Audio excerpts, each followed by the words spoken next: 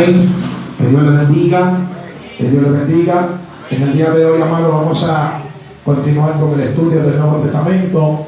Hoy estaremos, amado, dando el estudio número 16. Amén. Y estaremos entrando ya en el Evangelio de Marcos, capítulo 1, empezando en el versículo 1. Amén. Pueden abrir su Biblia en el Evangelio de Marcos, capítulo 1, verso 1. Amén. Aleluya. Dios es bueno y para siempre es su misericordia. Amén. Hemos aprendido bastante con lo que es el estudio del libro de Mateo. Aprendimos acerca de la vida de Cristo, aprendimos acerca de su nacimiento, aprendimos acerca, amado, de cómo Cristo desarrolló su ministerio caminando por el mundo. Amén. Y aprendimos, amado, cómo era su mensaje, cómo nuestro Señor Jesucristo predicaba, enseñaba. Aprendimos también, amado, cómo fue su muerte, cómo fue condenado, cómo fue crucificado, cómo fue torturado. Y aprendimos también cómo fue resucitado y glorificado, según el Evangelio de Mateo. Ahora en el Evangelio de Marcos vamos a seguir viendo la vida de Cristo, amén, pero desde la perspectiva del Evangelio de Marcos. Y sé, amado, que vamos a aprender algo nuevo de lo que hemos aprendido en el Evangelio de Mateo, ya que la misma Biblia dice que sus palabras son nuevas cada mañana, sus testimonios. Amén. Por eso que usted hoy lee, por ejemplo, el Salmo capítulo 1 y Dios le da una enseñanza, pero de repente mañana usted vuelve a leer el Salmo capítulo 1 y Dios le da otra enseñanza nueva, porque Dios, amado, va renovando su palabra de día en día. Amén. Empezando con el capítulo 1 del Evangelio de Marcos, vamos, amado, a ver que desde el verso 1 hasta el verso 3, empezando lo que es el Evangelio de Marcos, aleluya, Marcos, este evangelista, empieza su evangelio estableciendo el principio del Evangelio de Cristo y lo señala como el Hijo de Dios. Y sigue diciendo desde el verso 1 al verso 3, amado, hablando acerca de la vida de Juan el Bautista, y dice, amado, que Juan el Bautista era el mensajero que tenía que venir para preparar el camino antes de que Cristo se manifestara. Y cita la profecía del profeta Isaías, que dice: vos que clama en el desierto, enderezar su senda, es decir, los caminos del Señor. Vamos a leerlo. Marcos capítulo 1, verso 1 al verso 3. Dice el verso 1: principio del Evangelio de Jesucristo, Hijo de Dios, como está escrito en Isaías el profeta: he aquí yo envío mi mensajero delante de tu faz, el cual prepara tu camino delante de ti. Voz del que clama en el desierto, preparad el camino del Señor, enderezad su senda. Aquí, amado, en estos primeros 3 versos bíblicos, vemos como Marcos va a empezar a hablar de la vida de Cristo, pero desde la perspectiva, amado, de Juan el Bautista. O sea, Marcos comienza hablando de Juan el Bautista, el que bautizó a Jesús, y dice que Juan el Bautista era el cumplimiento de una profecía que había dado el profeta Isaías, que Dios iba a enviar un mensajero para que preparara el camino de los hijos de Israel antes de que Cristo se manifestara. Amén. Y lo primero que nosotros podemos aprender es que aquí en el versículo 1 empieza hablando de evangelio. Amén. Dice que el principio del evangelio de Jesucristo, Hijo de Dios. La palabra evangelio significa buena nueva, buena noticia. Amén. Eso es lo que significa la palabra evangelio. Buena noticia, buena nueva. O sea que lo que Marcos va a presentar en su evangelio es buena noticia, buena nueva. Porque la palabra evangelio lo que significa es buena noticia, buenas nuevas. Amén. Entonces, amado, en el verso 2 dice que como está escrito en Isaías el profeta, aquí presenta Marcos el ministerio de Juan el Bautista y su llamado bautismal, es decir, que él bautizaba. Por eso le decían Juan el Bautista, porque él bautizaba. Pero vamos a leer que no solamente Isaías, hermano, profetizó de Juan el Bautista, sino también el profeta Malaquías y enseñan que antes de que Cristo manifestara su ministerio, tenía que venir, amado, uno que iba a ser el mensajero, que iba a arreglar el camino, a enderezar el camino para que las personas crean en Cristo. Amén. Y vamos a leer Isaías capítulo 40, verso 3. Aquí es que está, hermano, la profecía de Isaías. Isaías capítulo 40, verso 3. Mira lo que dice: voz que clama en el desierto, preparad el camino a Jehová, enderezad calzada en la soledad a nuestro Dios. Amén. Entonces es el mismo verso 3 del Evangelio de Marco. Si usted ve el Evangelio de Marco, ahí en el verso 3 está citando lo que dice Isaías. Amén. Pero en el libro de Malaquías capítulo 3 verso 1 habla de que va a venir un mensajero antes de que Cristo se manifieste. Amén. Mira lo que dice Malaquías capítulo 3 verso 1. Amén. Dice: he aquí, yo envío mi mensajero, el cual preparará el camino delante de mí, y vendrá súbitamente a su tiempo el Señor, a quien vosotros buscáis, y el ángel del pacto, a quien deseáis vosotros. He aquí viene, ha dicho Jehová de los ejércitos. Entonces Malaquías dice que viene un mensajero, amén, delante de Cristo. Y este mensajero es el que va, amado, a preparar el camino para cuando Cristo se manifieste. Amén. Esos son los primeros 3 versículos bíblicos. Ahora, desde el verso 4 hasta el verso 5 del Evangelio de Marcos, capítulo 1, ahí vemos, amado, que luego Marcos va a presentar el desarrollo del ministerio de Juan el Bautista y enseña que él bautizaba en el desierto. Y dice que él predicaba, amado, el arrepentimiento de pecado. Amén.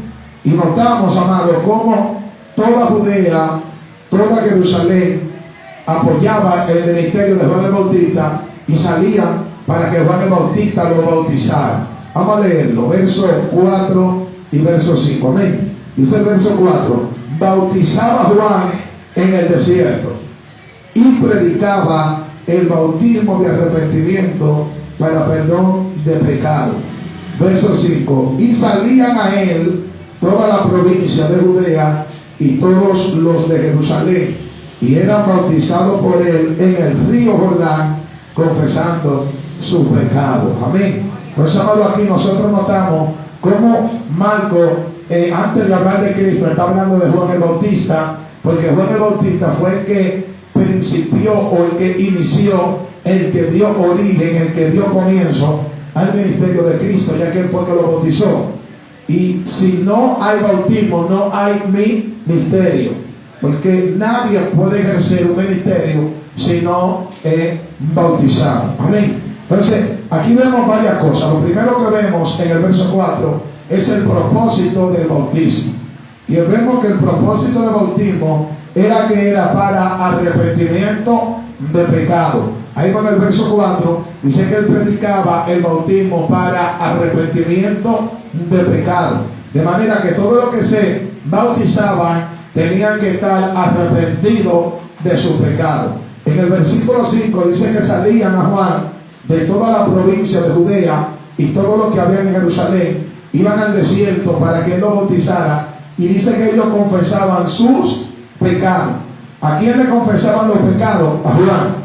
¿Por qué, amado? Porque el arrepentimiento se efectúa cuando alguien confiesa su pecado.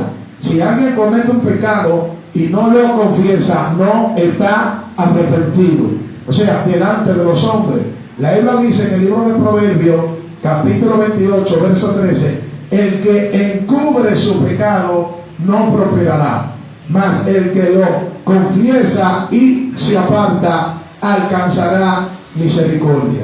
Entonces, los pecados se confiesan a Dios, número 1, para que Dios los perdone. Y número 2, se confiesan a los hombres para que ellos te aconsejen, oren por ti, te ayuden, especialmente los líderes. En la antigüedad, los pecados se le confesaban a los sacerdotes, y los israelitas traían un animal de un año, sin defecto, sin mancha, sin herida, un animal perfecto. Y el sacerdote mataba al animal y los pecados eran perdonados. Pero los pecados debían ser confesados. Amén. Para mantener una señal de arrepentimiento. Ese versículo bíblico de Proverbios 28:13 dice que el que encubre su pecado no prosperará, mas el que lo confiesa y se aparta alcanzará misericordia. Se ha malinterpretado, porque hay personas que dicen que al que hay que confesarle pecado es a Dios, y yo estoy de acuerdo de que a Dios es que se le debe confesar los pecados, porque yo como pastor no puedo perdonar pecado. Amén. Ahora, cuando alguien me confía su pecado, yo puedo aconsejarle, yo puedo orar por él, yo puedo orar por ella, yo puedo exhortarle, darle consejo para que no vuelva a suceder, y eso es una señal de arrepentimiento. Pero si analizamos el versículo bíblico, habla de alguien que está encubriendo su pecado. Entonces mi pregunta sería, que yo mismo la voy a responder: ¿a Dios se le puede encubrir pecado? No, porque Dios todo lo sabe. La Biblia dice en Proverbios 15:1 que los ojos de Jehová están mirando, atallayando la tierra, mirando lo bueno y lo malo. Es decir, que Dios lo sabe todo. Entonces a Dios nadie puede encubrirle pecado.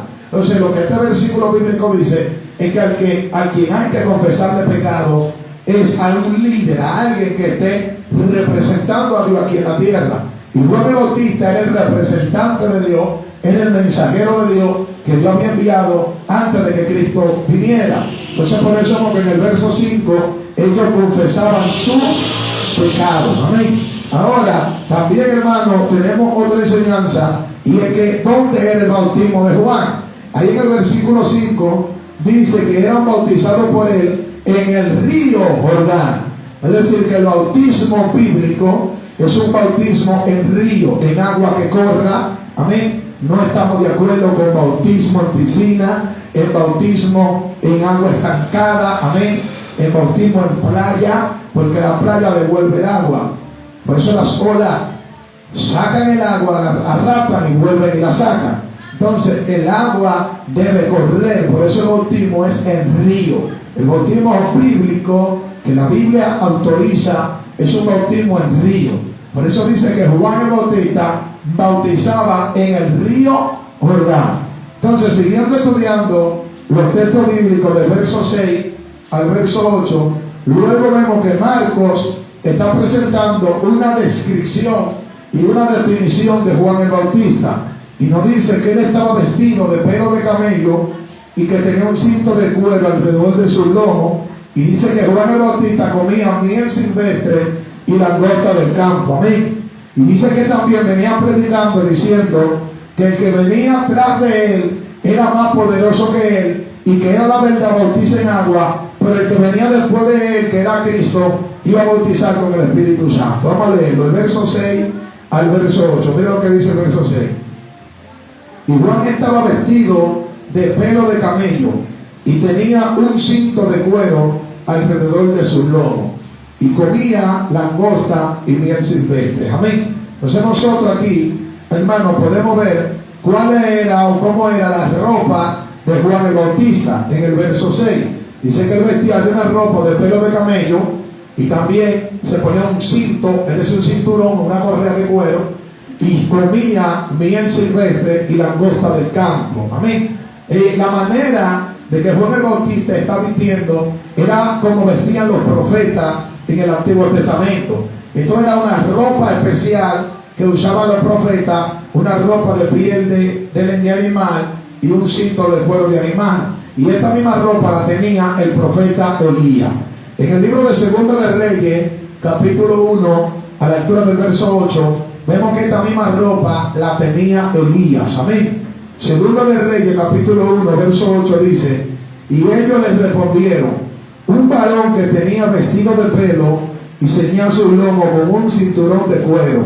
Entonces el rey dijo: es Elías Tibita. Amén. Mire, el rey Ocosías manda a unos mensajeros, amado, a consultar a un Baal o a un dios de otra nación. Y cuando los mensajeros van a consultar a ese Dios, dice que le sale el encuentro Elías y le dicen: así dice Jehová, dígale al rey Ocosías que por cuanto mandó a consultar a otro Dios, no se va a sanar y va a morir de su enfermedad. Y cuando los mensajeros se devolvieron a donde el rey, le dijeron: Señor, no fuimos a consultar a Baal, sino que encontramos un hombre que nos dijo así y así y así, y dijo que tú vas a morir. Y el rey dijo, ¿cómo estaba vestido ese hombre que ustedes vieron? Y en donde leímos, dice que los mensajeros dijeron que el hombre estaba vestido con ropa de pelo y con un cinto de cuero. Y dice que el rey dijo, ese era Elías. ¿Cómo identificó el rey a Elías? Porque Elías vestía con esa ropa y era una ropa que usaban los profetas. Y esta misma ropa la tenía Juan el Bautista. Lo que debe entender que Juan el Bautista era profeta. Amén. Pues el verso 7 dice, y predicaba diciendo, viene tras mí el que es más poderoso que yo, a quien yo no soy digno de desatar, encorvado, la palabra encorvado es decir agachado, amén, la correa de su calzado. Yo a la verdad os he bautizado en agua, pero él os bautizará en el Espíritu Santo. Entonces, amado, Juan el Bautista dice que él está bautizando con agua, pero el que viene después de él es más fuerte y más poderoso que él, que era Jesucristo, el que iba a bautizar en el Espíritu Santo. Amén. Ahora, continuando, amado, con los textos bíblicos, vemos desde el verso 9 al verso 11 lo que es el bautismo de Jesús, como Juan el Bautista ya se encuentra con Cristo, amado, y es Cristo bautizado. Amén. Vamos a leerlo desde el versículo 9 al versículo 11. Aquí vemos que mientras Juan está bautizando, Cristo se manifiesta, y aquí vemos la aparición de Cristo en el Evangelio de Marcos, y él lo bautiza en el Jordán, y ocurre un evento en que el cielo se abre, el Espíritu Santo desciende como paloma, y sale una voz del cielo que dice que este era su Hijo amado, en el cual tiene complacencia. Vamos a leerlo, dice el verso 9. Aconteció en aquellos días que Jesús vino de Nazaret de Galilea, y fue bautizado por Juan en el Jordán. Y luego, cuando subía del agua, vio abrirse los cielos y al Espíritu como paloma que descendió sobre él. Y vino una voz de los cielos que decía, tú eres mi Hijo amado, en ti tengo complacencia. Amén. Entonces, amado, podemos notar que aquí en el verso 9 aparece Cristo, amado, aquí por primera vez en el Evangelio de Marcos, y Cristo no aparece como un niño.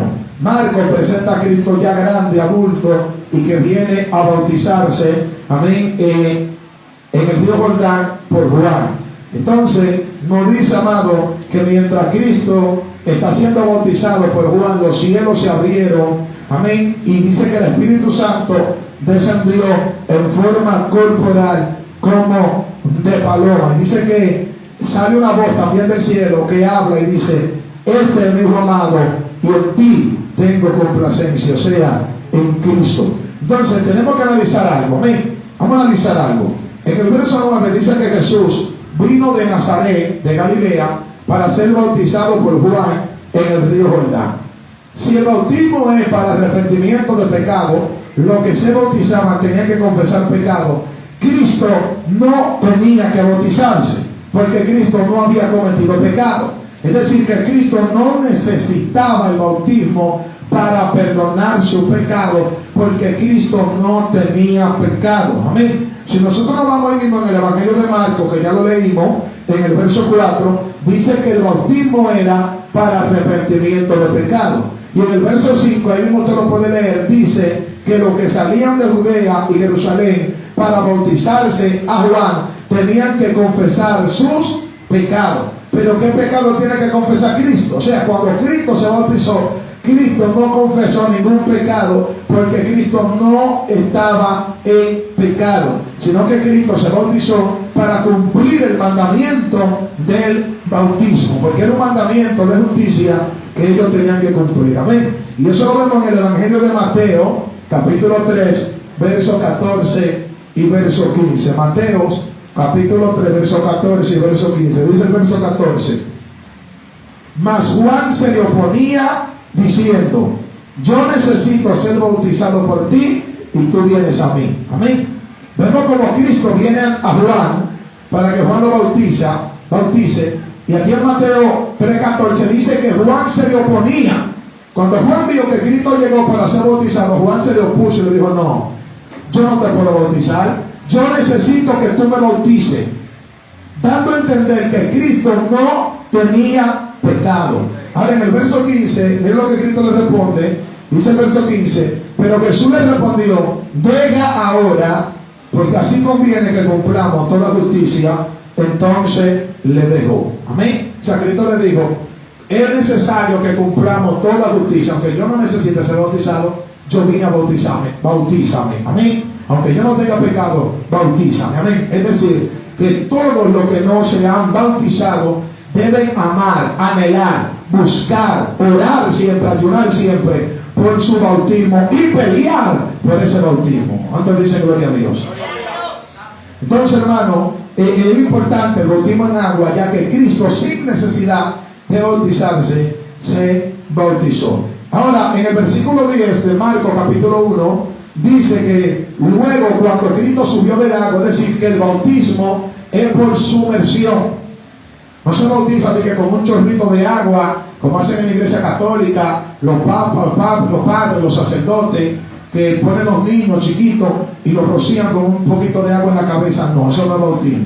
Bautismo es sumergir. Dice que cuando él subió del agua, o sea que lo hubieran hundido, sumergió y subió del agua. Ese es el bautismo bíblico. Además, no está Cristo bautizándose siendo niño, sino que Cristo se está bautizando siendo adulto. Por eso los niños no se deben bautizar, los niños se deben presentar delante de Dios, pero no bautizarlos, porque el bautismo es un acto de justicia y es para arrepentimiento de pecado. Y un niño no tiene pecado. Un niño inocente, pequeño, recién nacido, no tiene de qué arrepentirse. Amén. Ahora, cuando Cristo sube del agua, dice que el cielo se abre y el Espíritu Santo desciende en forma de paloma. La paloma representa la humildad, la mansedumbre, representa el sacrificio, porque en la antigüedad se sacrificaban, amados, palomas, amén, para Jehová.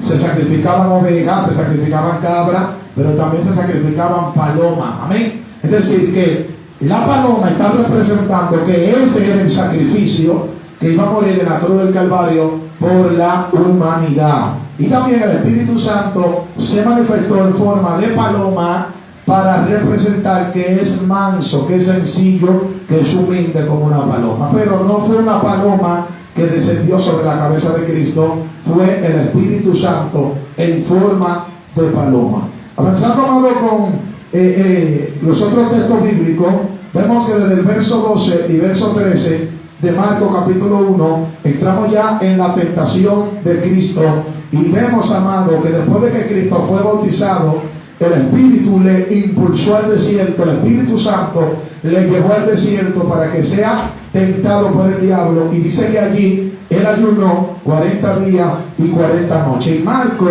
aclara y dice que estaba con las fieras, pero los ángeles le servían. Vamos a leerlo, verso 12. Dice, y luego el Espíritu le impulsó al desierto. Y dice el 13, y estuvo allí en el desierto 40 días, y era tentado por Satanás, y estaba con la fiera, y los ángeles le servían. La palabra impulsar quiere decir que el Espíritu le guió, le llevó. Amén. Cuando nosotros somos impulsados por el Espíritu, quiere decir que nosotros somos guiados por el Espíritu, nosotros somos dirigidos por el Espíritu, nosotros somos llevados por el Espíritu. Y eso es lo que el creyente debe manifestar. El creyente debe manifestar una guianza del Espíritu. El creyente debe ser guiado, llevado, impulsado por el Espíritu Santo de Dios. Ahora, en el verso 12, amado, aquí hay algo muy importante que notar, y es que dice en el verso 12 que estaba allí en el desierto 40 días y ayunó, amado, durante esos días. Y dice que era tentado por Satanás, y también enseña que estaba con las fieras y los ángeles le servían. Amén. Las fieras que habla aquí en el verso 13 puede referirse a animales reales. ¿Qué hay en el desierto? Alacrán, escorpiones, serpientes.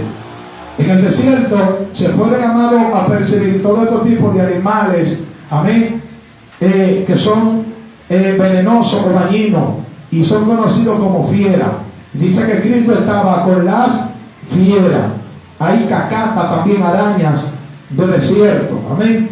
Entonces, en los desiertos siempre hay animales, amado, que le llaman como fieras, amén. Pero algunas personas hace referencia a que cuando dice que las fieras, estaba con la fiera y luego dice los ángeles le servían, hace la manifestación del mundo espiritual peleando, los ángeles a favor de Cristo y las fieras peleando por los demonios, que también son conocidos como fieras o animales espectrales, peleando, amado, a favor de Satanás. Una guerra, Satanás tentando a Cristo junto con su demonio y Cristo resistiendo a Satanás junto con los ángeles. Amén. Entonces, amado, eso es un misterio que hay revelado en el verso 13, porque dice que estaba con las fieras, amén, y los ángeles le servían. Continuando, amado, con el libro de Marcos, avanzando ya el verso 14 y verso 15, vemos como Cristo empieza su ministerio, amén. Entonces, cuando Jesús iba a empezar su ministerio, dice que Juan estaba encarcelado y dice que vino a Galilea a predicar, amado, y Cristo decía que el tiempo se ha cumplido, amén, que el tiempo se ha cumplido y que el reino se ha acercado y que hay que arrepentirse y creer en el Evangelio. Vamos a leerlo, verso 14, dice Marcos capítulo 1, verso 14, miren lo que dice el verso 14. Después que Juan fue encarcelado, Jesús vino a Galilea predicando el Evangelio del reino de Dios. Mira el orden. Mira el orden. Cristo no predicó hasta que Juan no fue encarcelado, porque Cristo nunca tuvo la intención de hacerle competencia a Juan el Bautista. Amén. Aquí entonces Marcos revela que Cristo empezó su ministerio después que Juan el Bautista terminó el de él. Entonces eso nos lleva al versículo 2 del mismo Evangelio de Marcos, ahí mismo capítulo 1, el versículo 2, dice que Juan el Bautista era el mensajero que tenía que venir antes que Cristo. Entonces cuando Juan termina su ministerio, que es encarcelado, entonces Cristo levanta el suyo. Amén, porque aquí no se vale la competencia. Aquí no diga que yo diga que le voy a hacer competencia a mi hermano. Por ejemplo, en el libro de Romanos capítulo 1, verso 15 en adelante, dice Pablo que él no procuró ir a predicar a Cristo donde Cristo ya fue predicado, sino que él iba a otro lugar donde Cristo todavía no había sido anunciado. Por ejemplo, si en esta calle están dando una campaña ahí abajo, yo no puedo sacar algo así de una campaña aquí. Eso está mal, eso es competencia. Yo tengo que o cancelar la campaña mía, esperar que ellos terminen y hacerla al otro día, o si son 3 días, esperar que ellos terminen para no hacer guerra y competencia a esa actividad.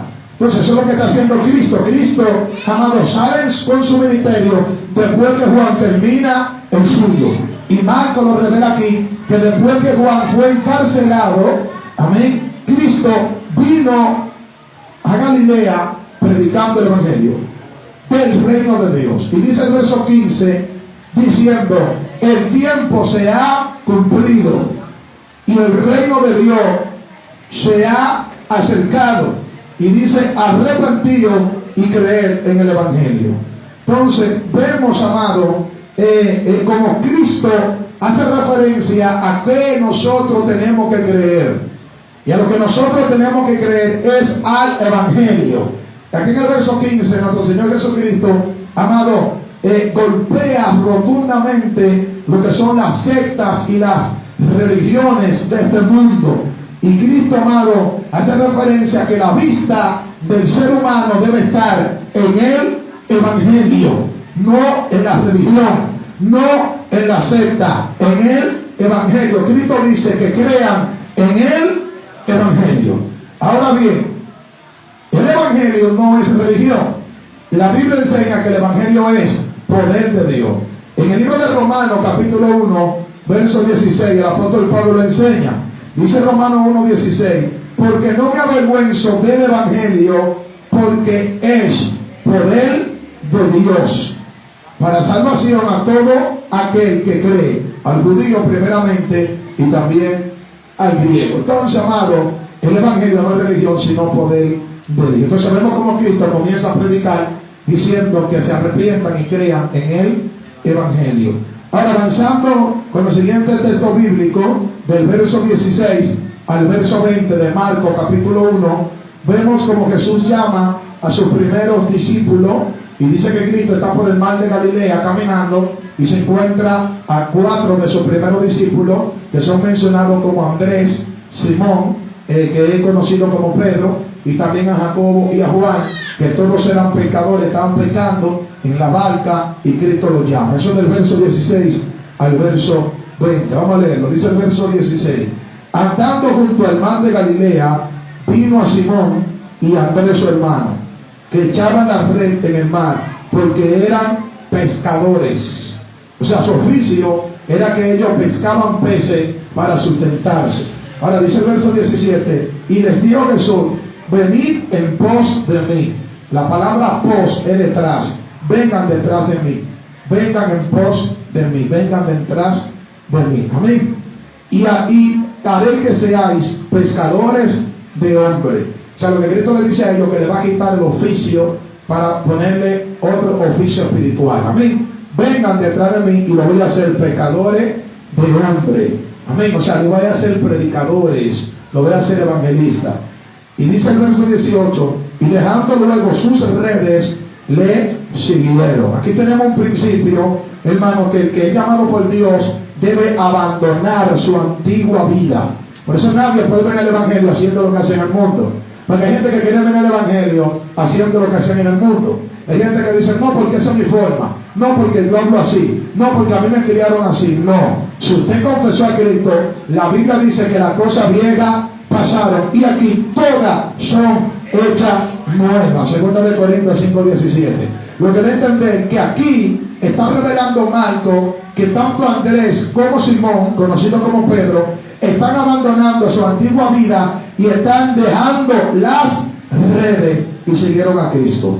Aquí vemos los primeros 2 discípulos que siguieron a Jesús. Ahora en el verso 19 dice: y pasando de allí un poco más adelante, vio a Jacobo, hijo de Zebedeo, y a Juan su hermano, también ellos en la barca, que remendaban las redes. Y luego lo llamó, y dejando a su padre Zebedeo en la barca con los jornaleros, le siguieron. Entonces aquí vemos, amado, que Cristo llama a 2 pescadores más, que son conocidos como Jacobo, que también se le llama Santiago, y Juan, que era conocido como el discípulo amado. Y dice que cuando Cristo los llamó, ellos estaban remendando las redes. Es decir, que las redes al parecer se habían roto, ellos las estaban remendando, arreglando, para que entiendan. Y dice que cuando Cristo los llamó, ellos dejaron a su padre Zebedeo en la barca con los jornaleros y siguieron a Cristo. Aquí también revela que cuando Cristo nos llama, debemos abandonar todo sentimiento paternal, amén, sentimental, familiar, y debemos seguir a Cristo contra todo pronóstico, amén. Entonces, amados, vemos como el llamado de Dios sobre nosotros tiene que ver con renuncia.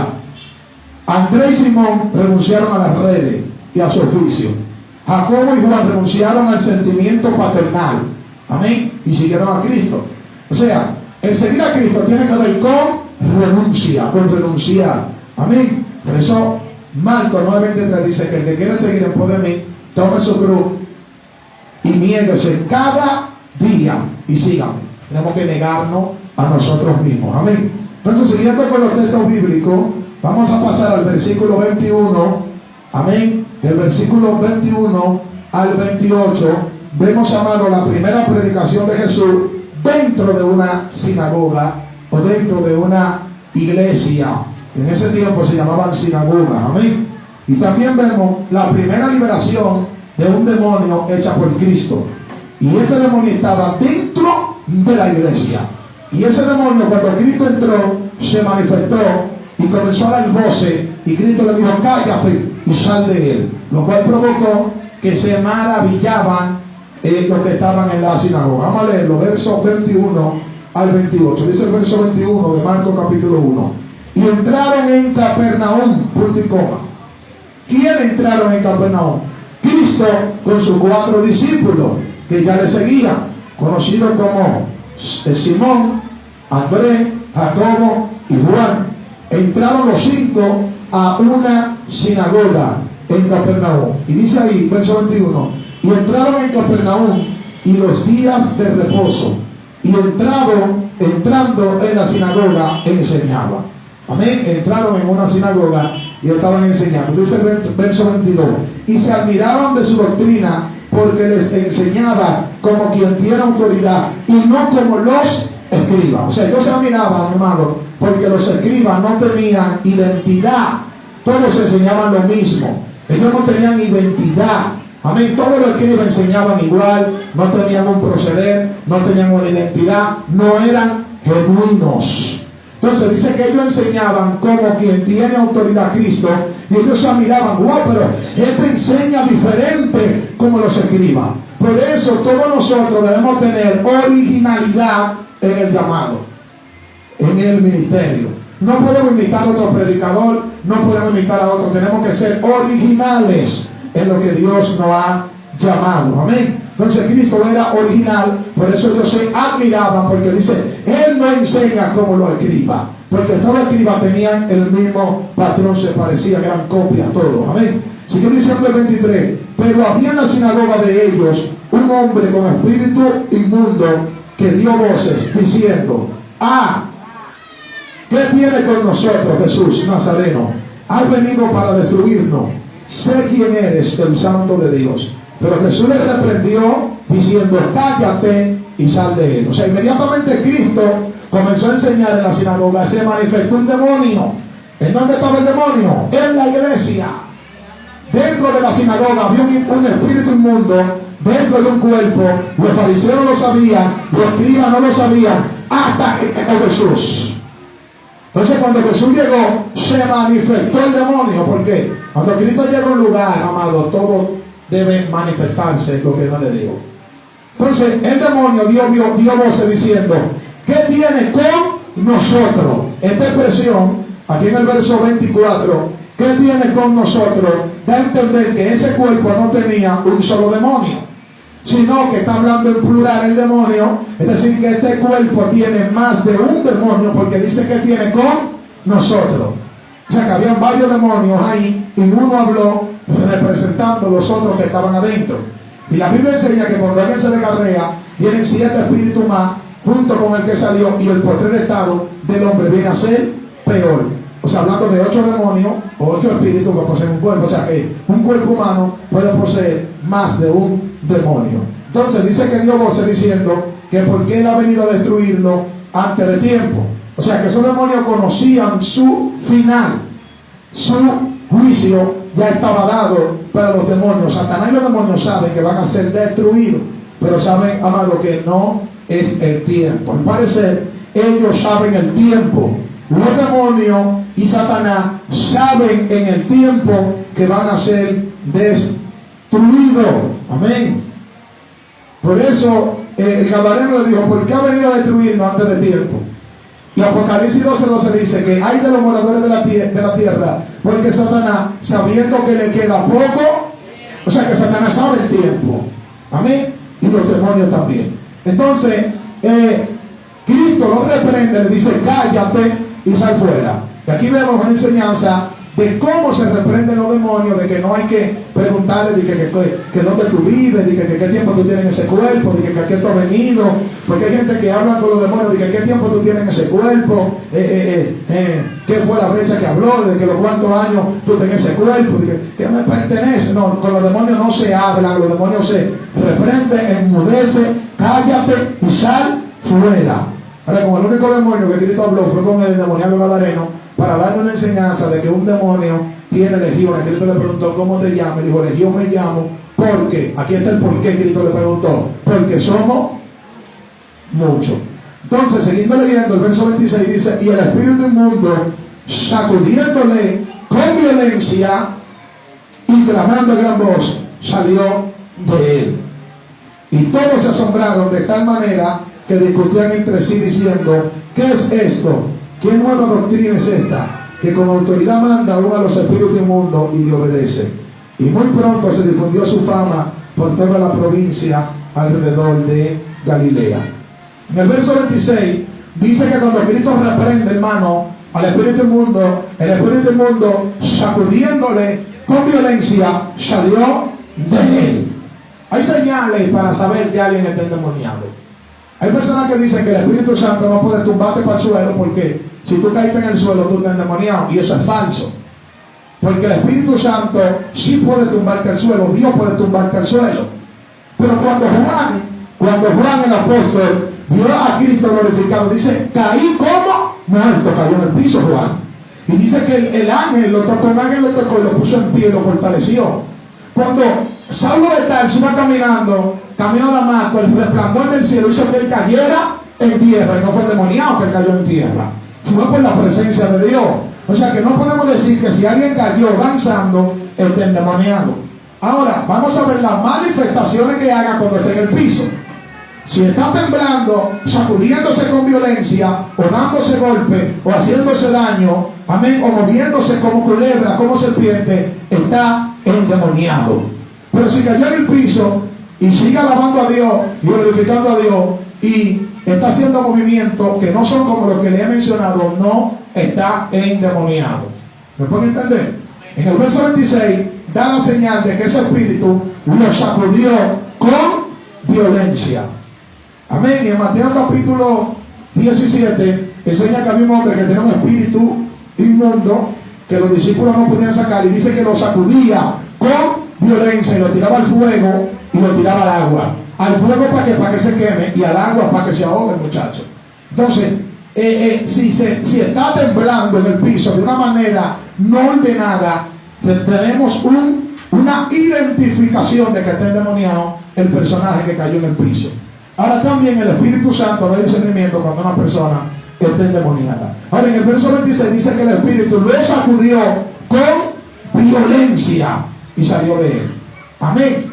O sea, vibró, tembló y lo sacudió con violencia y salió de él. Ahora, siguiendo con el capítulo 1 de Marcos, amén, desde el verso 29 al verso 31, vamos a ver, amado, la sanidad de la suegra de Pedro. Dice que luego que ellos salieron de la sinagoga, Cristo fue a la casa de Simón Pedro, y allí encontró a su suegra acostada en una cama porque tenía fiebre. Amén. Y dice que él, tocando la mano de la suegra de Pedro, levantándola, reprendió, oró por ella, la fiebre la dejó y ella fue sana, y dice que le servía. Vamos a leerlo, verso 29. Dice el verso 29: al salir de la sinagoga, vinieron a casa de Simón y Andrés con Jacobo y Juan, y la suegra de Simón estaba acostada con fiebre.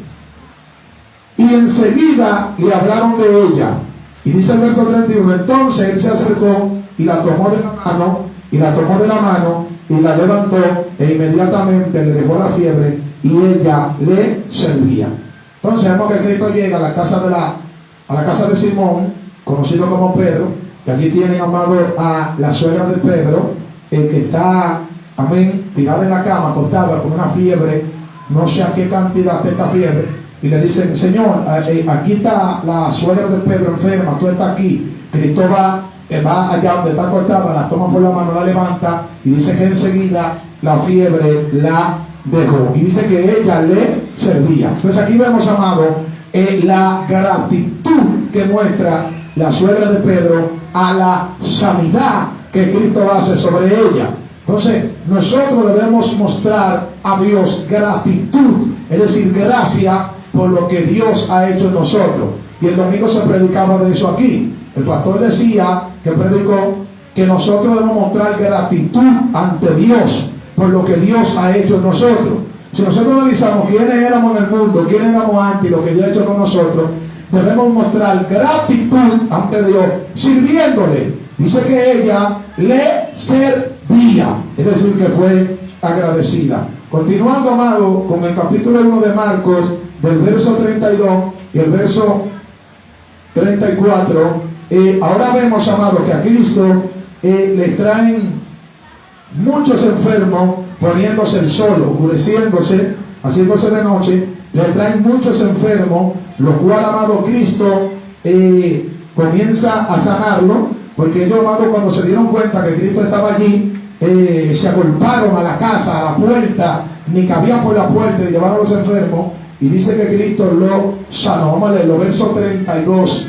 Amén. Dice el 32 hasta el 34. Cuando llegó la noche, luego que el sol se puso, le trajeron todos los que tenían enfermedades y a los endemoniados. Y toda la ciudad se agolpó a la puerta. ¿A qué puerta? A la casa de Simón, donde estaba la suegra enferma. Cuando se dio cuenta que Cristo estaba ahí, toda la ciudad dice que se agolpó a la puerta. Amén. Si nos vamos al verso 28 de Marcos capítulo 1, dice que la fama de Cristo se difundió. Ya toda la persona sabía quién era Cristo, su fama se difundió, y cuando Cristo sabía que Cristo estaba en un lugar, todo el mundo iba allá. Entonces, la casa estaba abarrotada de gente, se agolparon a la puerta ya de noche, pero mire qué pasó en el verso 34, y sanó a muchos que estaban enfermos de diversas enfermedades, y echó fuera muchos demonios, y no dejaba hablar a los demonios, porque le conocía. Amén. Entonces, amado, aquí vemos cómo Cristo manejaba la autoridad sobre las enfermedades y sobre los demonios. Ahora, ¿qué provocó que la multitud siguiera a Cristo? Las señales que Cristo hacía. Porque si leemos el verso 32, dice que le trajeron los enfermos y los endemoniados. Porque si yo tengo una persona que está endemoniada y dice, no, hay un hombre que está libertado endemoniado, lógico, se lo voy a llevar. Si yo tengo a una persona, un familiar que está en silla de ruedas, dicen, allí hay un hombre que está levantando gente en silla de ruedas 2 manos, yo me lo voy a llevar. Amén. Entonces, las señales hicieron, amado, que la multitud siguiera a Cristo. Amén. Entonces, dice que Él los sanó. Los sanó. Amén. Entonces, aquí en Marcos capítulo 1, en el verso 34, dice, y sanó a muchos. Esta expresión, y sanó a muchos, da a entender, según este texto bíblico de Marcos, que Él sanó a muchos, pero a algunos no. Eso es lo que hay que entender, porque dice sanó a muchos. Debía decir, o debería decir, lo sanó a todos. Si leemos ahí sanó a muchos, lo que da a entender que sanó a unos cuantos, pero a otros no. Pero el Evangelio de Mateo nos aclara con este mismo episodio que Cristo no dejó a nadie enfermo, sino que Él lo sanó a todos. En el Evangelio de Mateo, capítulo 8, verso 16, dice, y cuando llegó la noche, trajeron a Él muchos endemoniados, y con la palabra echó fuera los demonios, y sanó a todos los enfermos. O sea, que Cristo no dejaba a nadie enfermo, ni a nadie endemoniado. Cuando Cristo llegaba, algo pasaba, algo sucedía. Entonces, continuando con el verso 35 al verso 39, vemos, amado, que luego que pasó la noche, al otro día, muy de mañana, dice que Cristo se va a un lugar desierto a orar, y cuando Cristo está orando o termina de orar, dice que los discípulos lo llaman y le dicen, mira, la gente te busca, la gente te está llamando, y Cristo le dice a los discípulos, no vamos a hacer lo que la gente diga, no, vámonos a otras regiones, porque allá también en otras regiones se necesita el Evangelio. Al parecer estas personas querían programarle actividad a Cristo y querían manipular el ministerio de Cristo. Entonces eso es muy delicado, porque hay personas que manipulan los ministerios. No, que tú tienes que ir aquí, tú tienes que predicar aquí. No, tú tienes que orar allí, vamos a orar para allá, vamos a orar para acá, profetiza aquí, profetiza allí. No, los ministerios no son manipulados por los hombres. Los ministerios deben ser dirigidos por Dios. Y Cristo hace entenderlo, vamos a leer ahora, que no es como la gente dice. No, le dice a los discípulos, no que me están buscando, no, vamos a otras regiones, porque también allí hay que predicar el Evangelio. Ya aquí yo sané mucha gente, ya yo aquí liberté endemoniado, ya yo aquí hice lo que tenía que hacer. Amén. Vamos a leerlo, versos 35 al 39. Dice el 35.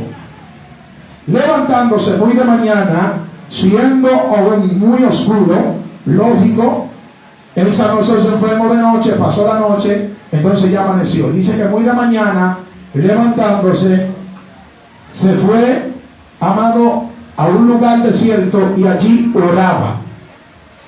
Cristo, cuando terminaba de hacer señales de libertar el endemoniado, de sanar, Cristo oraba para recargar fuerza como hombre, terrenalmente hablando. Él debía orar.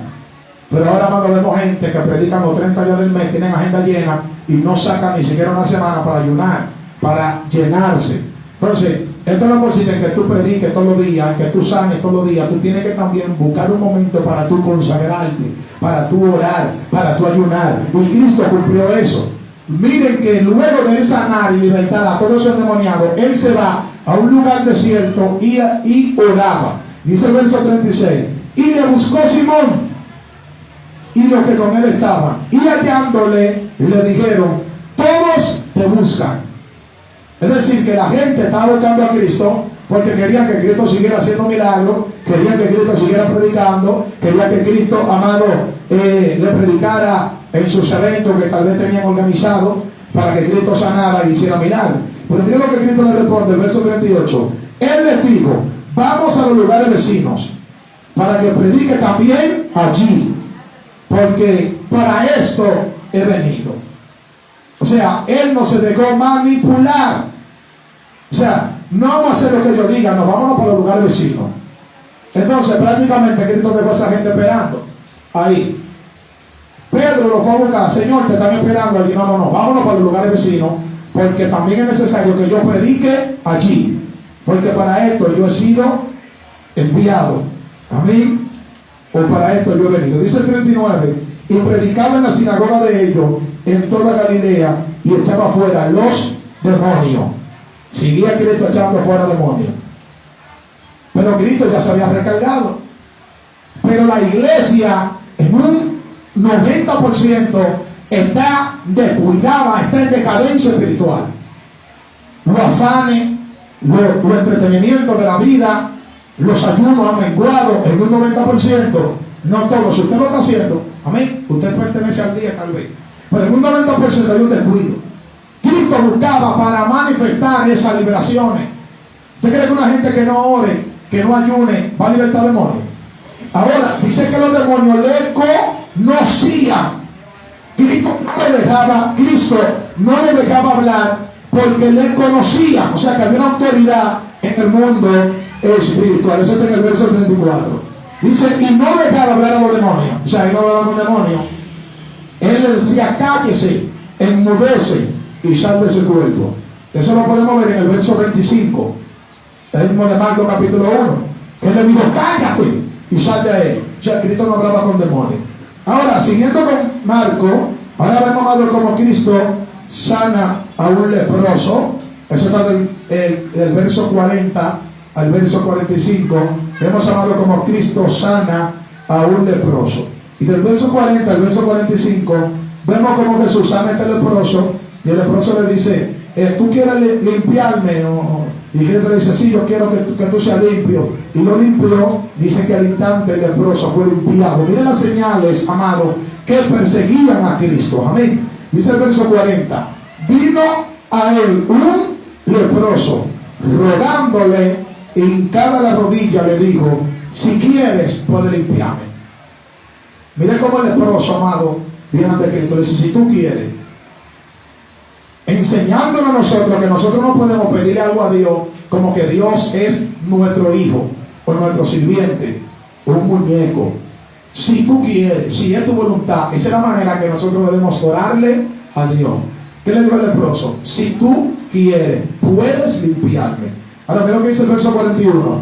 Y Jesús, teniendo misericordia de él, extendiendo la mano, y le tocó y le dijo: quiero ser limpio.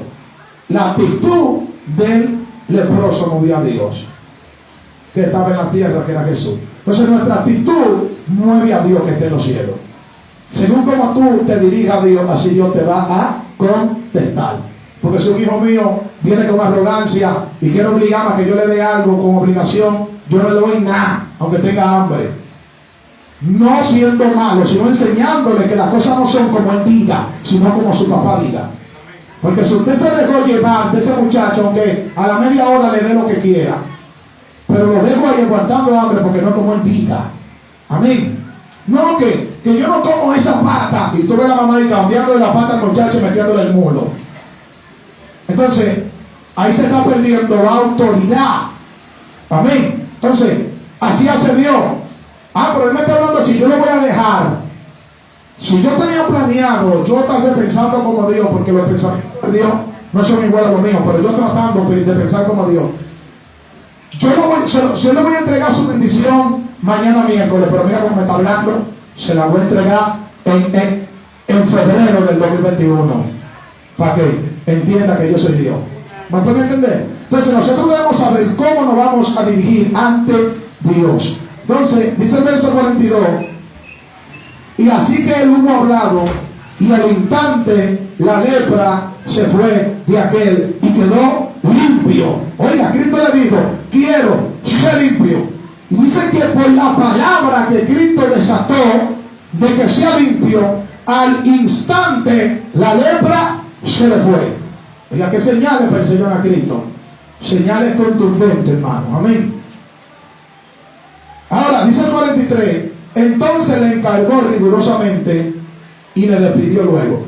Aquí Marco no dice que le encargó Cristo, pero Mateo sí.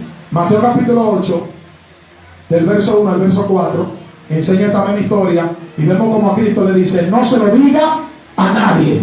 Eso fue lo que Cristo le encargó, pero Marco no lo dice. Ahora, en el contexto, en el verso 44, lo dice. Amén. Ahora aquí se lo dice, aquí sí, aquí lo enseña. Y le dijo, mira, no digas a nadie nada, sino ve y muéstrate al sacerdote, ofrece, aleluya, sino ve y muéstrate al sacerdote y ofrece por tu purificación lo que Moisés mandó para testimonio a ellos. Volviendo al verso 43, dice, entonces le encargó rigurosamente, y le despidió luego. Aquí en el verso 43 no dice lo que le encargó. Ahora, Mateo, ahí mismo dice, y le encargó rigurosamente que no se lo dijese a nadie. Mateo lo explica. Pero Marco en el verso 43 no lo explica. Eso queda como en falto de entendimiento. Pero cuando leemos el verso 44, ahí lo explica lo que le encargó.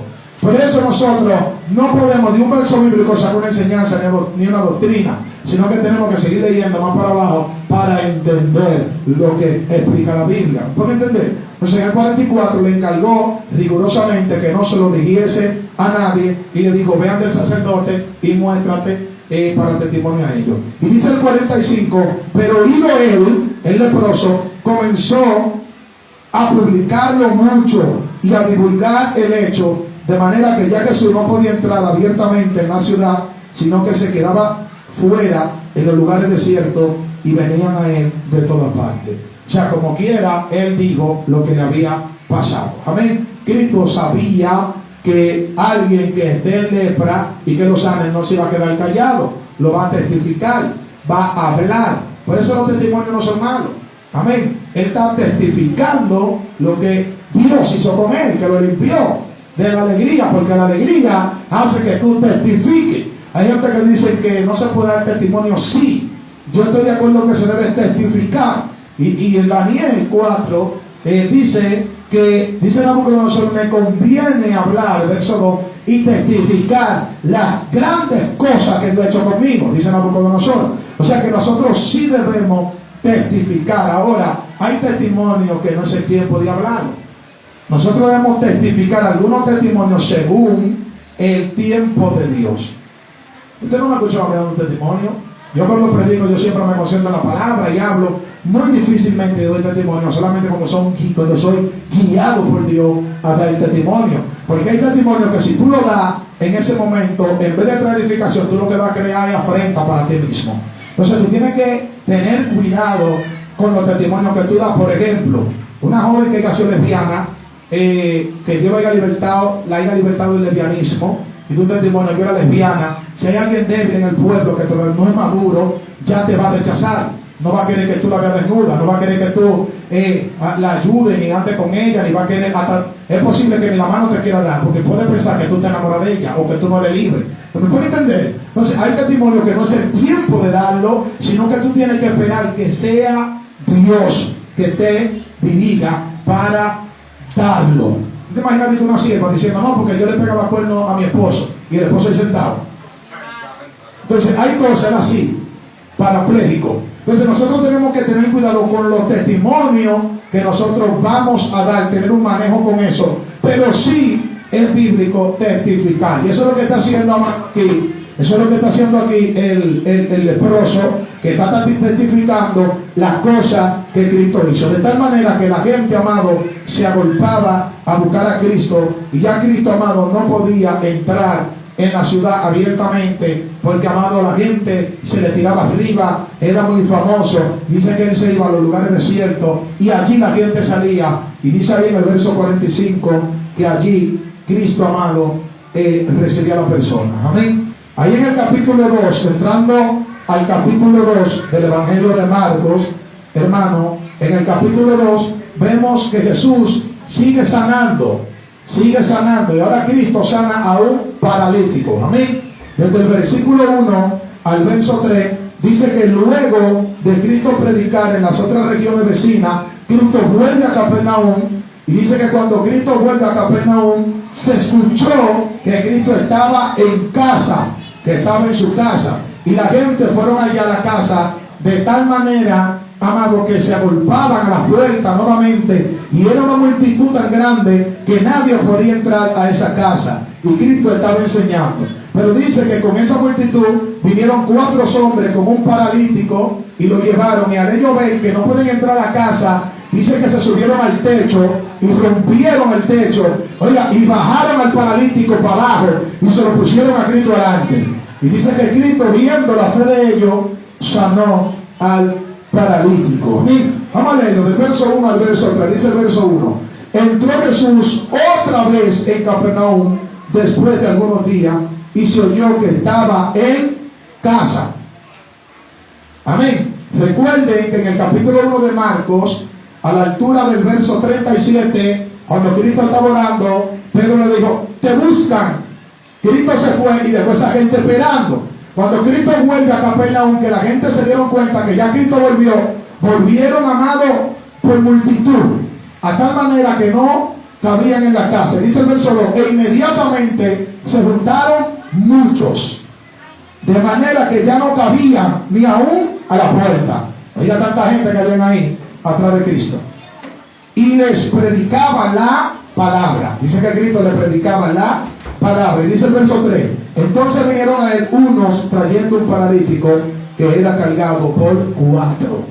Amén. Porque él no podía caminar y otros lo cargaban. Así hay gente que espiritualmente están paralíticos, que otros son que tienen que cargarlo y ayudarlo. Hay gente que el mismo Dios le pone el sentir: tírate a la casa de fulano, ve a la casa de fulana, vamos a por ella. 3 gente está paralítica, está paralítico espiritualmente, hay que cargarlo. Amén. Hay que cargarlo, hay que llevarlo a donde Jesús. Porque hay gente que por sí solo no pueden ir. ¿Usted cree que siempre caminara él no fuera de Cristo él mismo? Pero está paralítico, lo quiero ir pero no puedo, llévenme. Y estos 4 amigos se unieron a llevarlo a donde Jesús. Amén. Ahora del verso 4 al verso 7 dice que ellos, al ver que no podían entrar, rompieron el techo de la casa y lo metieron por arriba. Esa gente no le importó cuánto costaba ese techo. Pero ¿qué es lo que te están haciendo? No importa, nosotros lo arreglamos, lo pagamos. Es atrás de un milagro que andamos. O sea, la gente, amado, que eran atrevidos en Dios. Amén. Dice el verso 4: y como no podían acercarse a él a causa de la multitud, descubrieron el techo de donde estaba y haciendo una abertura, bajaron el lecho en que yacía el paralítico. Mire, si vamos a analizar, a nosotros, amados, analizando, es incómodo, porque tú estás hablando de una gente que va en una camilla, en una cama, y bajarlo, subir. Primero es una lucha para subirlo para arriba, para el techo. Después romper y después bajarlo, para el amarrado. Es una batalla. Pero a esa gente no le importó la lucha que estaban tomando. Lo que a ellos les importaba era que su amigo recibiera sanidad. Amén. Entonces aquí vemos el amor en la unidad que tenían estos 4 amigos. Y eso es lo que tiene que tener la iglesia: unidad. Que si un hermano está débil, agarrarlo entre 4, y si tenemos que romper el techo, bajarlo por arriba y llevárselo a Cristo. Si la multitud no lo deja entrar. Ahora sigue diciendo el verso 5: y al ver Jesús la fe de ellos, digo al paralítico: hijo, tus pecados te son perdonados. Note que Cristo no le dijo: sé sano o levántate, sino que primero perdonó sus pecados. Eso trae a colación de que él había entrado en ese pecado de parálisis porque había pecado. En la antigüedad se creía que las enfermedades venían como juicio de Dios porque habían pecado. Pero la Biblia lo revela en Juan capítulo 9 que hay enfermedades no es porque nadie peque, que le tocan a la persona, sino para que las obras de Dios se manifiesten en esa persona. Amén. Hay gente que se le mete un dolor de estómago o un dolor de cabeza y un dolor fuerte, y cuando salen para el hospital ya se le quita el dolor y Dios lo llevó allá para que predique. Entonces hay cosas que Dios las permite, enfermedades que Dios las permite para que la obra de Dios se manifieste en nosotros. Bien, pero al parecer este paralítico tal vez había pecado en su vida antigua, porque Cristo antes de sanarlo le dice: tus pecados te son perdonados. ¿De qué vale que Cristo sane a alguien que está en pecado y que después que lo sane siga pecando? Entonces es más importante que los pecados sean perdonados que la sanidad. Eso Cristo lo demuestra aquí en esta historia, que el perdón de los pecados es el mayor milagro y es la mayor sanidad que puede tener un hombre. Porque primero Dios sana el interior y luego sana el exterior. Amén. Cristo lo sana por dentro, y es la sanidad del alma, lo liberta de los pecados, le perdona los pecados, y luego entonces Cristo lo sana. Siguiendo leyendo, dice el verso 7, el 6, y estaban allí sentados algunos de los escribas, los cuales cavilaban en su corazón. La palabra cavilar quiere decir maquinaban, pensaban, claudicaban en sus corazones. Ahora, el versículo 7 dice: ¿por qué habla este así? Blasfemia dice. Eso es lo que ellos decían en su mente. Amén. ¿Quién puede perdonar pecado si no solo Dios? Porque Dios era el único que podía perdonar pecado, pero ese era Dios que estaba ahí. Amén. Cristo Jesús era Dios, por eso él tenía esa autoridad. Y sigue diciendo el verso 8: y conociendo luego Jesús en su espíritu que cavilaban de esta manera dentro de sí mismo, les dijo: ¿por qué caviláis así en vuestro corazón? O sea, el espíritu le reveló a Cristo que él lo estaba claudicando en su mente. Y Cristo, amén, conociendo esto, le dijo que por qué ellos claudican así en su corazón. Y en el verso 9, amén, al verso 12, vemos que Cristo, luego que le dice eso, sana al paralítico, y él, tomando su lecho, su camilla, su cama, salió caminando en medio de ellos. Y esto provocó que ellos persiguieran a Cristo para destruirlo. Vamos a leerlo. Dice el verso 9. Cristo le dice a ellos en el verso 9: ¿qué es más fácil decir al paralítico: tus pecados te son perdonados? O decirle: levántate, toma tu lecho y anda. Cristo le dice: ¿qué es más fácil, perdonar pecado o sanar enfermedad? O sea, Cristo está diciendo que la sanidad física es importante, pero la sanidad del alma va primero. El perdón de los pecados va primero. ¿Qué beneficio tiene Dios con levantar un paralítico de una cama y que se levante para pecar o para servir al diablo? El Señor reprenda. No hay beneficio. Si Cristo es un milagro, es para que le sirva a Dios. Y eso lo vemos en la suegra de Pedro, ahí en el verso 31 de Marcos capítulo 1. Dice que cuando Cristo le hizo el milagro, ella le servía. Entonces, amado, lo primero es la sanidad del alma, la sanidad del perdón de los pecados. Y él le dice: ¿qué es más fácil decirle al paralítico: tus pecados te son perdonados? O levántate y anda. Y dice el verso 10: pues para que sepan que el Hijo del Hombre tiene potestad en la tierra para perdonar pecados. Entre paréntesis, dijo al paralítico: a ti te digo, levántate, toma tu lecho y vete a tu casa. Porque eso fue lo que tú viniste a buscar. Tú viniste a buscar tu sanidad y tú la tienes. Levántate, toma tu lecho y vete a tu casa. La intención de Cristo era que los que conocían al paralítico en su casa lo vieran caminando, y a través de eso crean por el milagro que pasó. Porque Cristo puede decirle, quédate aquí escuchando la palabra, pero solamente iba a recibir él. No, vete a tu casa. Esa es la intención. Que los demás vieran al hombre caminando. Y usted no era el que estaba paralítico, está caminando. ¿Y qué fue, muchacho? No, un hombre allí me sanó. Jesús, el Mesías. Y así creía. Amén. Entonces, sigue diciendo el verso 11, el 12. Entonces él se levantó enseguida. Eso no fue decir que espérate, no, enseguida se levantó. Y dice, y tomando su lecho, la palabra lecho es cama, la camilla donde lo llevaban, y tomando su lecho, salió delante de todos. De manera que todos se asombraron y glorificaron a Dios, diciendo, nunca hemos visto tal cosa. Lo metieron por el techo y él salió por la puerta. Le abrieron paso para que salga. Eso maravilló a todo el que estaba ahí. Amén. Salió, amado, delante de todos. Amén.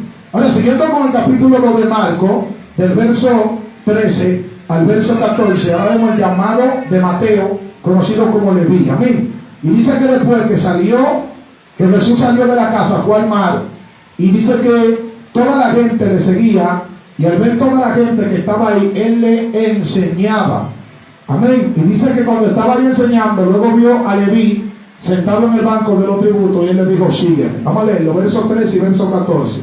Dice el verso 13, después volvió a salir al mar, y toda la gente venía a él. Oiga, no lo dejaban tranquilo a Cristo.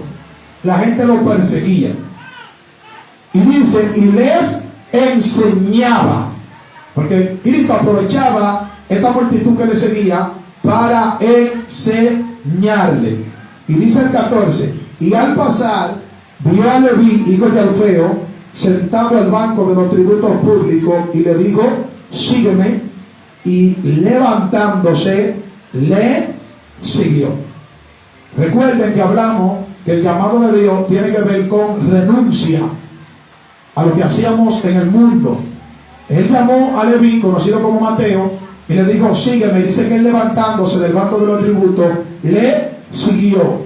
Levantándose quiere decir que abandonó ese banco, esa silla, y siguió a Cristo. Renunció a su antigua vida y siguió a Cristo. Lo mismo pasó en el Evangelio de Marcos, capítulo 1, en el verso 18, cuando llamó a Pedro y Andrés. Dice que ellos, dejando las redes, le siguieron.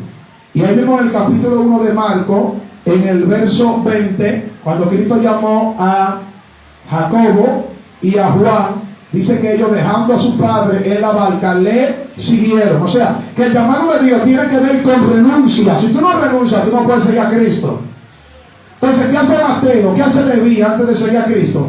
Se levanta del banco de los tributos, renuncia a esa vida de publicano.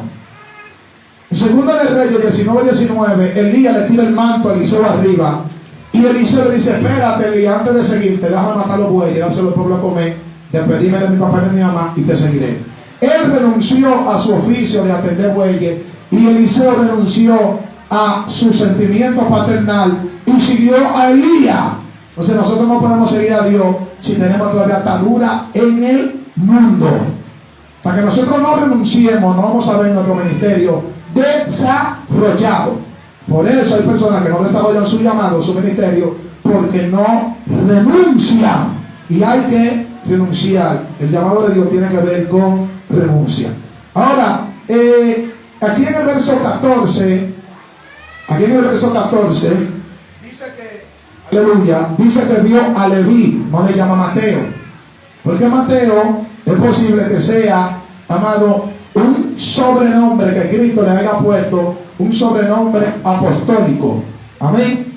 Porque Cristo le ponía sobrenombre a sus discípulos.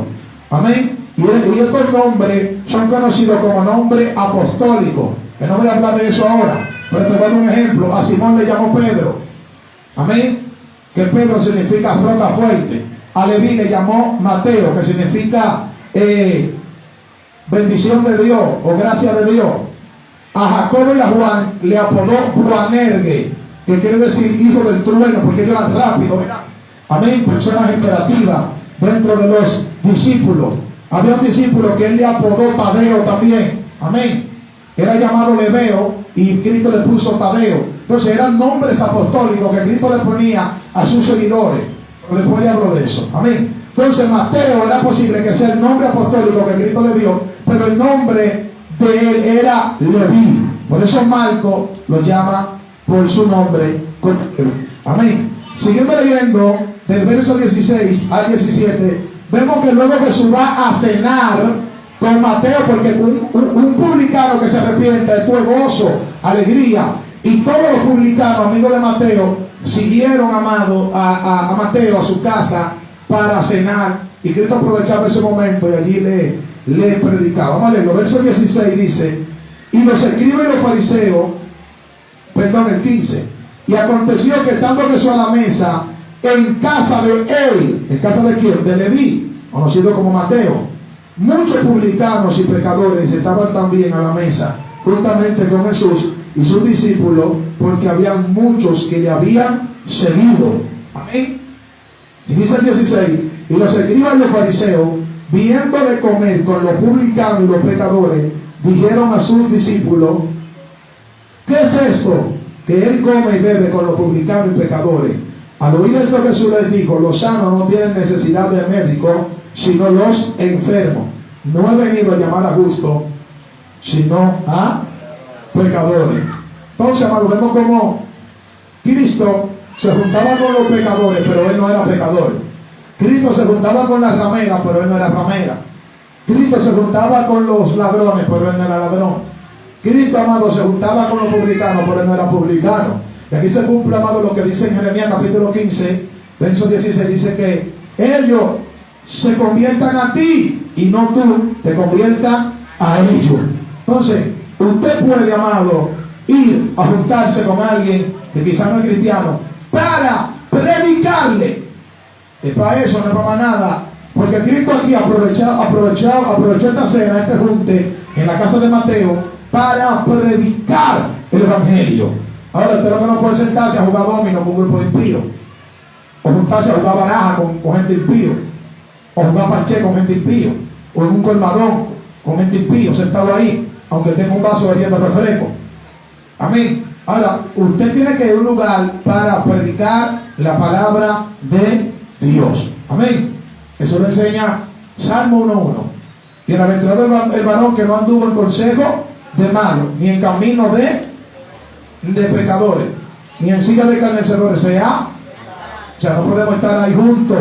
Incluso en el verso 5 dice: porque no se levantarán los pecadores en la congregación de los santos, ni en el día del juicio se levantarán junto con los impíos. Por eso el juicio que Dios dará nunca será junto con los impíos.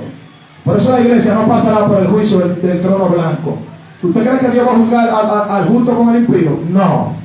Hay un juicio para el cristiano, que es un juicio de recompensa, conocido como el tribunal de Cristo, y hay un juicio para el impío, que es el juicio del trono blanco.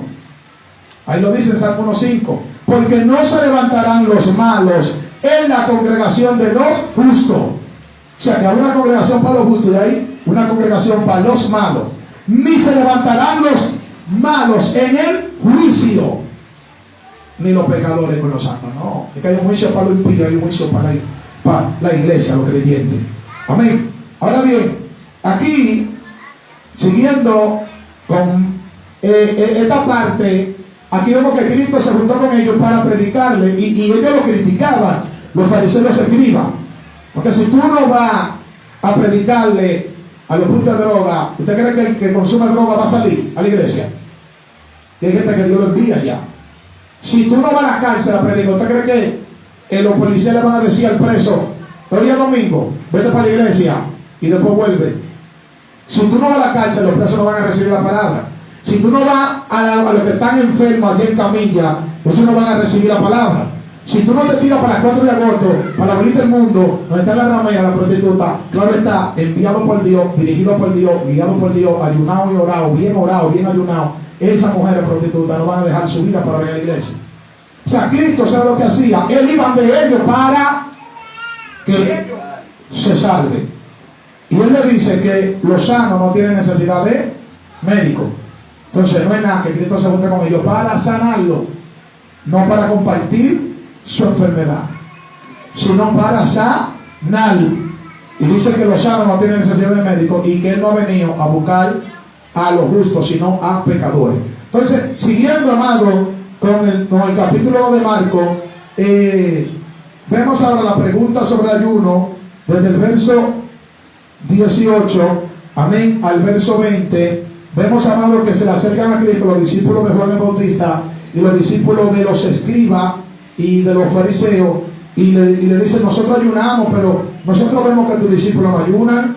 Amén. Vamos a leer los versos 18 al verso 20. Y Cristo le dice: no, lo que pasa es que el esposo está con ellos. Mientras el esposo esté con ellos, ellos no van a ayunar, ellos están de boda, están de fiesta.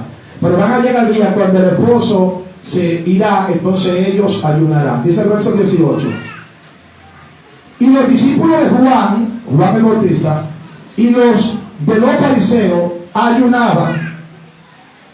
Y vinieron y le dijeron: ¿por qué los discípulos de Juan y los discípulos de los fariseos ayunan y tus discípulos no ayunan? Le están tirando, amado, una bomba a Cristo. Amén. Una pregunta explosiva.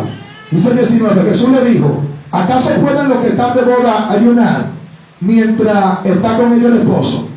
Entre tanto que tienen consigo al esposo, no pueden ayunar, porque están de fiesta, están de gozo, están de festejo. Y el ayuno se representa como la aflicción del alma. Es tanto así que Mateo capítulo 6, a la altura del verso 16, hablando del ayuno, dice que cuando ayunemos nosotros debemos lavar nuestro rostro. ¿Para qué? Para no mostrar a los hombres que ayunamos, porque cuando tú estás ayunando, tu rostro se aflige. Tú te ves como que está decaído tu rostro. Amén. Está afligido. Ahora, Él dice que mientras estén con el esposo no pueden ayunar. Y dice el 20: pero vendrán días cuando el esposo le será quitado. O sea, eso cuando Cristo muera y resucite y se vaya. Y entonces en aquellos días ayunará. Amén. Por eso nosotros debemos ayunar. Hay gente que le pasa, amado, a tu mes no ayunan, a tu una semana no ayunan. Y bíblicamente nosotros debemos ayunar 2 veces por semana. Hay gente que a Dios le demanda más, pero debemos orar mínimo 2 veces a la semana. Ahora, del verso 21 al verso 22, Cristo le da una parábola y Cristo le dice que no se puede poner remiendo viejo a vestido nuevo, ni se le puede poner tampoco, ni se puede echar tampoco vino nuevo en odre viejo. Porque si tú coses un pedazo de tela nueva en un vestido viejo, cuando esté envejeciendo, tú te lo estás poniendo, va a estrellar y se va a volver a romper. Pero si tú echas vino nuevo en odre viejo, usted sabe que el vino se fermenta, y cuando el vino se está fermentando, el odre se engorda, se abomba, se hincha.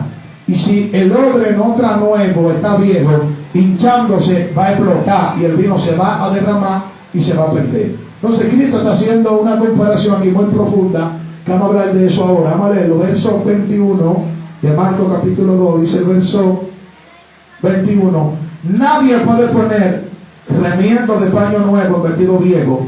De otra manera, el mismo remiendo nuevo tira de lo viejo y se hace peor la rotura. No se va a romper. Amén. Ahora, el verso 22 dice: nadie echa vino nuevo en odre viejo. De otra manera, el vino nuevo rompe los odres y el vino se derrama, es decir, se pierde, y los odres se pierden. Pero el vino nuevo en odre nuevo se ha de echar. O sea, lo que Cristo está hablando es que usted tiene un pensamiento viejo, un pensamiento legalista, un pensamiento del Antiguo Testamento. Yo vengo con otro parte. O sea, yo vengo con algo diferente ya. Amén. O sea, yo vengo con algo diferente, con algo sublime. Ustedes están todavía allá en el Antiguo Testamento, ustedes están allá todavía en Éxodo. Estamos aquí en Marcos. Eso es lo que Cristo le está diciendo a ellos. Estamos en Marcos, ustedes están allá todavía en Levítico, en Éxodo. Lo que no se puede echar, el vino de Marcos no se puede echar en el odre de Levítico. ¿No puede entender? O sea, iba a venir un pacto nuevo, que era el pacto de la gracia, el pacto nuevo que Dios iba a hacer con ellos, la gracia. Y por eso, amado, ellos estaban de fiesta. Amén. Ahora, continuando con el capítulo 2 de Marcos, aquí vemos, amado, una historia que habla de que los discípulos, amén, están recogiendo espiga el día de reposo. Del verso 23 al verso 28, aquí encontramos, amado, que luego Cristo pasa por unos sembrados y los discípulos tuvieron hambre y comenzaron a recortar espigas y a comer en día de reposo. Amén. Entonces dice que a Cristo se le acercan los que estaban en contra de él y le dicen: tus discípulos hacen lo que no es lícito en el día de reposo, ellos están violando el día de reposo. Y Cristo le dice: ¿ustedes no han leído acaso lo que hizo David, que entró al templo durante el sacerdocio de Abiatar y le dio a comer los panes que no se podía comer? Amén. Y fue sin culpa, sin causa. Ustedes no lo han leído, ustedes no leen la Biblia. Eso es lo que Cristo le dijo: ustedes no leen. Amén. O sea, ustedes son los doctores de la ley, ustedes no leen, ustedes no han leído eso. O sea, Cristo le dio un boche. Eso fue un boche que Cristo le dio a ellos. Vamos a leerlo. Marcos capítulo 2, verso 23. Aconteció que al pasar él por los sembrados un día de reposo, sus discípulos andando comenzaron a arrancar espiga. Ellos no la arrancaron por gusto, ni por echar la perdera, que tenían hambre. Amén. Dice: entonces los fariseos le dijeron: mira, ¿por qué hacen en el día de reposo lo que no es lícito? Verso 25. Pero él les dijo: ¿nunca leíste lo que hizo David cuando tuvo necesidad? Fue un boche que le dio. Usted nunca ha leído la Biblia. Usted no leyeron lo que hizo David cuando tuvo necesidad. Y sigue diciendo el 25: y sintió hambre, él y los que con él estaban. Y dice el 26: y cómo entró en la casa de Dios. Mire lo que hizo David, que David entró en la casa de Dios, siendo Abiatar el sumo sacerdote, y comió los panes de la proposición, de los cuales no era lícito comer sino a los sacerdotes, y aún dio a los que con él estaban. Eso estaba en Levítico 24:9. Había una ley que había un pan especial para los sacerdotes, que nadie podía comer, pan especial. Levítico 24:9. Esos eran panes de la proposición. Ahora, en 1 de Samuel capítulo 21, de esa historia, si usted la quiere leer, del verso 1 al verso 6, dice que cuando David entra, el sacerdote Abiatar le dice: estos panes ustedes no pueden comerlos. Dice: tenemos hambre, estamos en necesidad, nos vamos a morir. Y él dice, y David dice: por lo menos nosotros no hemos apartado de mujeres, no hemos pecado, no hemos fornicado, tenemos hambre. Dice que el sacerdote le dio los panes, pero no era permitido darle los panes. Entonces, quiero enseñarle algo profundo aquí, antes de seguir leyendo los últimos versos, que es el 27 y el 28. Amado, según la ley de Dios, algunos preceptos y principios se podían violar para la preservación de la vida de alguien. O sea, la Torah enseña que, no le voy a decir dónde está, no voy a hablar de eso, porque eso es muy profundo explicarlo, y no tengo tiempo aquí. Pero la Torah enseña, los primeros 5 libros de Moisés, después yo le doy ese estudio, que en una necesidad de vida usted puede violar ciertos mandamientos de Dios y Dios usted no lo acusa por eso. Amén. Por ejemplo, David se está muriendo de hambre, va a la casa de Dios, al templo. El sacerdote le dice: estos panes tú no los puedes comer, hay una ley que dice que tú no puedes comer. Pero aquí Cristo enseña en el verso 25 que había necesidad. Léalo ahí, dice el verso 25. Vamos a leerlo de nuevo. Pero él le dijo: nunca leíste lo que hizo David cuando tuvo necesidad y tuvo hambre. O sea, David no hizo eso por quebrantar la ley, sino porque había una necesidad. Amén. O sea, tú no puedes matar. La ley dice: no matarás. Pero Dios permite que se mataran personas, que se mataran animales para hacerle sacrificio. Hay una necesidad del perdón de pecado. La ley dice: no matará, pero Dios manda a matar animales para alimentación. ¿Usted puede entender? Pues algunas leyes se podían violar para la preservación de vida. Eso es como que usted monte una gente que se esté muriendo, Dios guarde, en un carro, y usted le dé para allá, y usted se vaya en rojo y vaya a alta velocidad para llegar al hospital, violando, amén, la velocidad de la carretera aquí en la ciudad, porque hay una ley. Me parece que la gente no sabe eso.